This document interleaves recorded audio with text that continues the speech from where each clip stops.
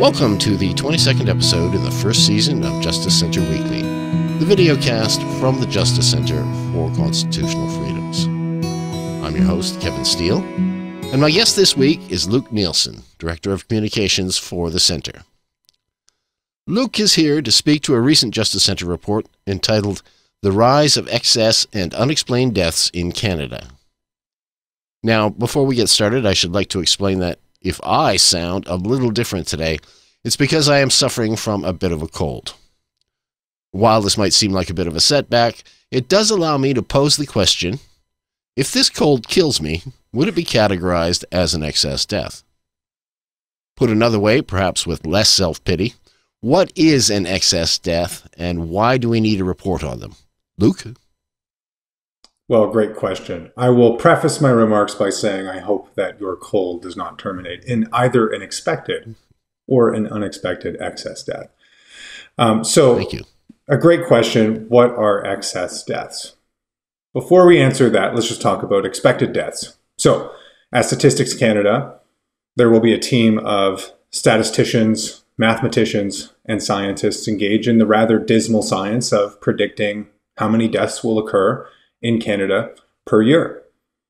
So I believe, if memory serves, in 2020, approximately 300,000 Canadians died. In 2021, approximately 310,000 Canadians died. Last year, approximately 330,000 Canadians died. Now, statistical agencies want to know how many Canadians will die in a given time period under normal circumstances. So non-crisis circumstances, like a tsunami or a pandemic or a heat wave, things like that. And this makes sense. Imagine you were the owner of an apple orchard. You would probably want to know how many apples you can expect to harvest over the next year. And you're going to build a model of how many apples you can expect to harvest based on the features of your orchard. Maybe you planted 5 more apple trees last year than this year. Maybe you expect each apple tree to produce X number of apples. And so taking into account your predictions about the weather and your predictions about crop yield and your predictions about, or what you know about how many apple trees died or how many new apple trees you planted, you're going to be able to generate a reasonable estimate of how many apples you can produce in the next year. So statisticians do the same thing about deaths. We want to know how many people are expected to die next year so that if fewer people die or if an excessive number of people die, we can start asking questions. Why is this happening? So statisticians take into account how many people died last year, as well as other factors like changes in the age of the population, population growth, population decline, and they use a variety of fairly complicated factors to determine predicted deaths. If people have questions about how excess and predicted deaths are calculated, just go into Google and punch in calculations of excess deaths, Statistics Canada, and you'll get a much more thorough analysis of how those calculations are conducted. It's quite complicated. There's a lot of math involved, there's a lot of data collection involved, and there's some assumptions involved as well. Okay, so now we get to the excess. Yes, This is the anomaly, right? Yeah, so excess deaths are deaths over and above what were predicted. So if Statistics Canada predicted that 300,000 persons would die in Canada in 2023, for instance, and 350,000 Canadians died, 50,000 deaths, all other things being equal, would be considered excess or unexpected deaths. Would they have explanations for those deaths? That, I think, is the trick, isn't it? That's a great question, and that's part of the problem that Canadians are encountering today. So not only do we know that excess deaths are occurring in 2022, or did occur in 2022, we don't really know why. In this report that you reference, we talk about the fact that in 2022, 24% of deaths still don't have a clear cause attributed to them. I believe, if memory serves again, about 67,000 deaths have been defined as an ill-defined cause. So we don't exactly know what the specific cause was. And approximately 11 or 12,000 deaths are defined as information unavailable. So for 2022, 79,000 deaths have not been attributed to a cause of any kind, or the information is unavailable, which means that Canadians and Canadian policy designers and public health officials may be flying blind, right? That's a lot of deaths. 24% of deaths in 2022 haven't really been classified appropriately, which raises the question, how can policy designers use that data to make informed decisions going forward? Well, how does that differ from other years in terms of excess deaths? When they look at deaths and the categorization, has it increased for 2022? That's a great question. I have the report in front of me. If you'll bear with me a moment, I will find the numbers. In 2021, there were 11,785 deaths classified as information unavailable. There were 7,275 deaths classified as ill-defined and unspecified causes of mortality. In the previous year, 2020, there were 470 deaths classified as information unavailable. There were 9,190 deaths classified as ill-defined and unspecified causes of mortality. Just to refresh, in 2022, there are 67,465 deaths classified as information unavailable, 11,655 classified as ill-defined and unspecified causes of mortality. So it's not like 2022 is just par for the course. 2022 is a radical departure from previous years. It's in excess and unexplained deaths, hence the title. Yeah, okay. Absolutely. So this has led to speculation, I know, online, because other countries have made this same type of study. I know that Britain had an excess death report quite a while back, and they were looking at a fair spike as well, and there have been a few other countries not coming to mind at the moment. But yeah, this has led to speculation that, you know, it had something to do with the vaccine rollout. I mean, there's all kinds of unproven allegations out there. I suppose if the information is out there, it behooves us to try to find a reason, right? Is it possible to do that, to go back and find an explanation for these unexplained deaths, or are they just, that's it, we have to accept it? I don't think we have to accept it. I think that Statistics Canada, if I'm correct, is still interested in evaluating the 79,000 deaths with unspecified or ill-defined causes. Statistics Canada, for some reason, is just subject to reporting delays. And so, yes, I believe there is an opportunity to crack open the history books and start answering questions. But without that analysis, we are left to speculate. Now, I don't think that speculation is a bad thing. I think at the end of the day, these statistical agencies exist to provide governments and businesses and policy designers and citizens like you and I with data. Right? It's hard to vote without data. It's hard to hold public health officials accountable without data. It's hard to know if governments are implementing the right public health policies without data.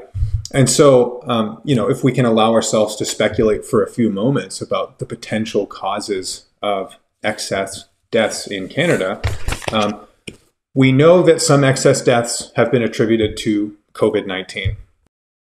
If my memory serves, there were approximately 37,000 excess deaths in 2022, and I believe 16,000 of those were attributed to COVID-19. And so that leaves approximately 21,000 excess deaths in Canada in 2022 that were not attributed to COVID-19. So the question is, why did 21,000 Canadians die unexpectedly?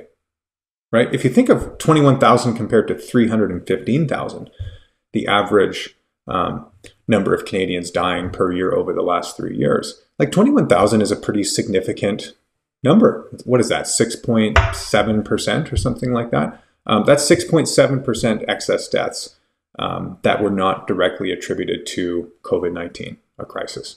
So we can start speculating. Absent any reliable or timely explanations from Statistics Canada, we can start asking, Why did these occur? And I was reading in the Globe and Mail this morning, Professor Kim McGrail at the University of British Columbia's Center for Health Services and Policy Research stated that excess deaths may be caused by the mental health effects of the pandemic. Now, at the Justice Center, we might go so far as to say the mental health effects caused by the government's response to the pandemic. She also suggests that excess deaths could be caused by medical procedure delays and surgery delays, right? I believe in 2020 and 2021, the Justice Center was one of the only organizations in the country highlighting the fact that government policies were causing healthcare facilities to close down. Hundreds of thousands of people were unable to access diagnostic imaging procedures like CT scans and MRI scans. Hundreds of thousands of Canadians were either unable to access medical procedures or they were significantly delayed. And hundreds of thousands weren't able to access what were considered non-emergent medical procedures. Perhaps somebody needed a hip replaced. But I think we all know that if you're not getting medical procedures in time, that can sort of snowball into more serious conditions that aren't caught by the healthcare system. So, at the Justice Center, we're not the only ones speculating that the government's response to COVID-19, it's closing down schools and counseling centers and recreational facilities, may have had a really adverse impact on people's mental health, which has downstream effects on suicides and drug overdoses and alcohol abuse. It's not very controversial to say that if you cancel medical procedures, some people might be harmed. So you're right, Kevin. There are excess deaths. Some of them can be attributed to COVID-19.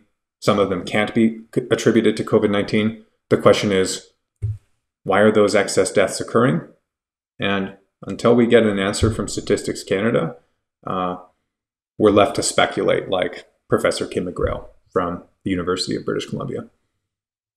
Okay, in the press release for this report, there's a sentence down near the bottom. Quote, further, it appears that deaths attributed to COVID-19 may have been overreported, especially in Quebec. So you were talking about deaths attributed to COVID-19, and you're saying, or at least the press release here is saying, that some of that may be overreported. Yeah. Again, in the report, the Justice Center isn't indicating that COVID-19 deaths were in fact overreported.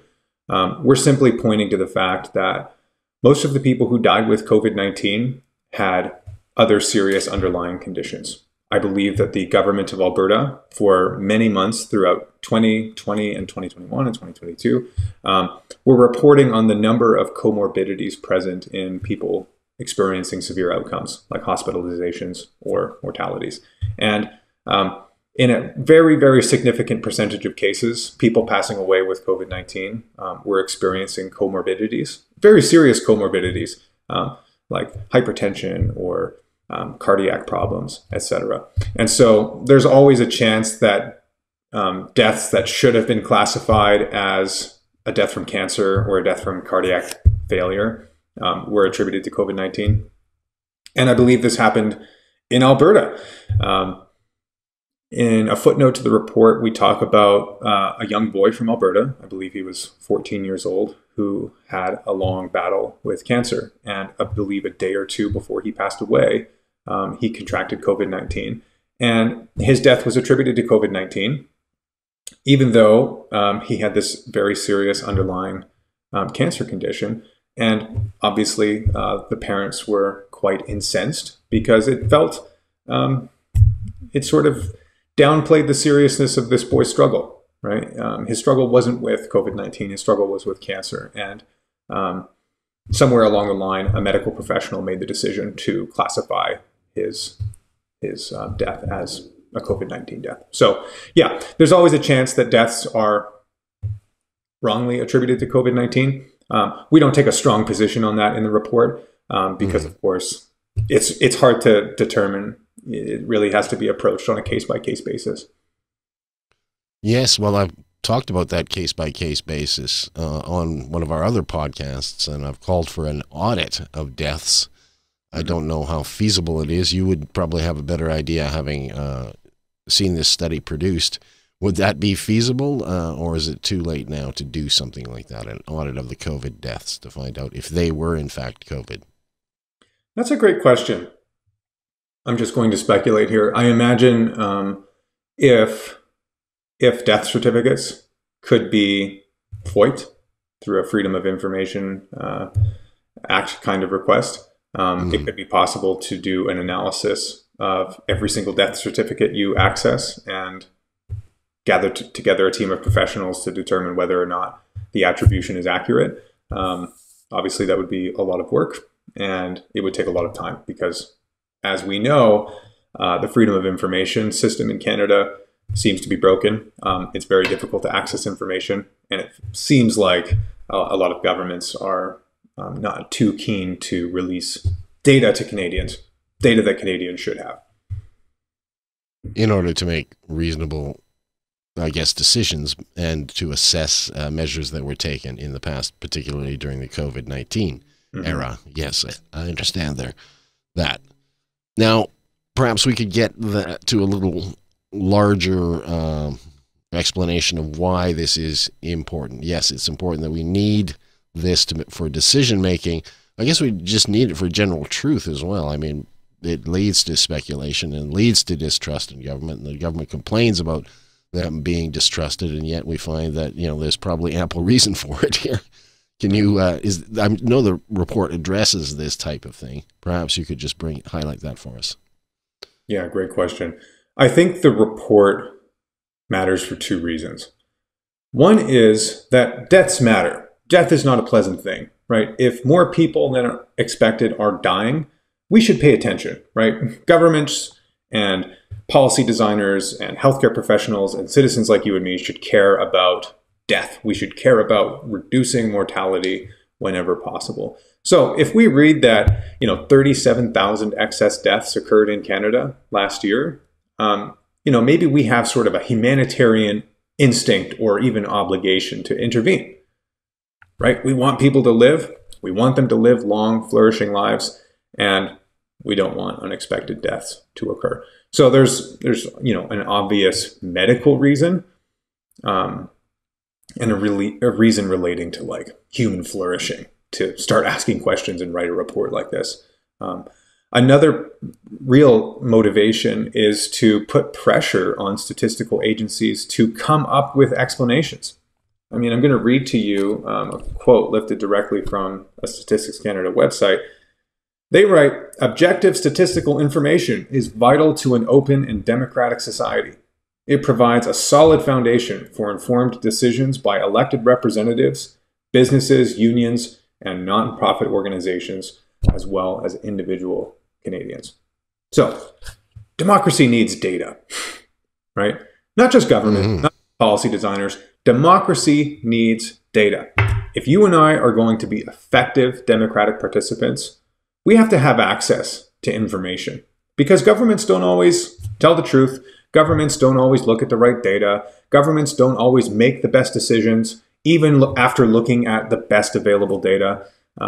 We live in a democracy, and people like you and I should have a say on public health policy, on whether or not medical facilities should close to hundreds of thousands of Canadians. So Statistics Canada is woefully late in their analysis of 2021 and 2022. And a main motivation of this paper is to put pressure on statistical agencies to free up that information, to understand it, to evaluate it, to give it to Canadians. Go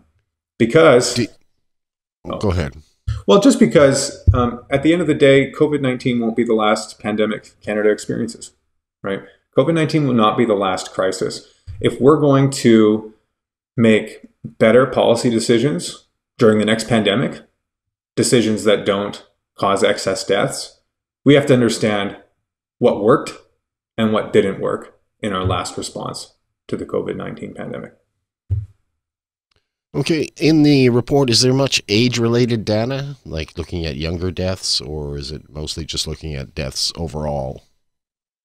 In a previous paper, we spent more time evaluating the impacts of, or rather evaluating excess deaths per demographic category. Okay. We didn't do as much of that in this report, but I can say that according to the data we gathered, excess deaths are occurring at an alarmingly high rate in Canadians aged 0 to 44 and 45 to 54. Of course, excess deaths are still impacting people aged 55 and above, but I think most Canadians would hold this intuition that if excess deaths are occurring among younger populations, this is additional concern. This is additional reason to be concerned and to begin an investigation. Right. In looking at the report, I see a chart here that looks at various countries and compares us to them. How are we compared to other countries in this report? Yeah, that's a good question. I believe the section you're referring to cites an analysis or a comparison from the Canadian Medical Association Journal that compares the effectiveness of the federal government's response to COVID-19 against 10 comparator jurisdictions, including, if memory serves, the United States and the UK and France and Germany and Japan, among others. I believe that the report said that Canada had one of the most stringent responses to the pandemic in terms of lockdown measures. I believe the report said that Canada had one of the highest vaccination rates among the 10 comparator countries. And I believe the report concluded that the federal government's response to COVID-19 was successful precisely because there were high vaccination rates and